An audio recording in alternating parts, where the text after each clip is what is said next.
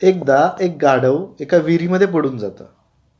विहिरीत पडल्यानंतर त्या गाढवाचा मालक त्याला बाहेर काढायचा खूप प्रयत्न करतो, पण तो काय बाहेर येत नाही.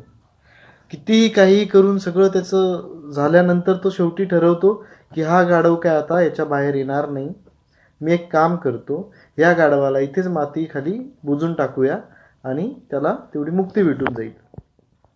सगळ्या लोक तिथे असतातच, त्यांनी मदत केलेली असते त्याला बाहेर काढण्यासाठी, पण ते बाहेर नाही येत म्हणून मग तेच सगळे लोक आता तिथे माती टाकत असतात. थोड्या वेळ माती टाकतात. ते गाढव खूप ओरडतं, त्याला समजून जातं की आता मला मारायच्या उद्दिष्टेने माती टाकताय माझ्यावर. ते खूप ओरडतं, रडतं, सगळं होतं, पण थोड्या वेळाने त्याचा आवाज बंद होतो. हे माती टाकत असतात, हे जेव्हा बघतात खाली की याचा आवाज का बंद झाला, तेव्हा त्यांना कळतं तो गाढव त्या मातीवरती उभा आहे. हे परत माती टाकतात, तो गाढव पुन्हा त्या मातीवरती उभा असतो अंग झटकून. तर असं चालू असतं, तो शेवटी बाहेर येऊन जातो.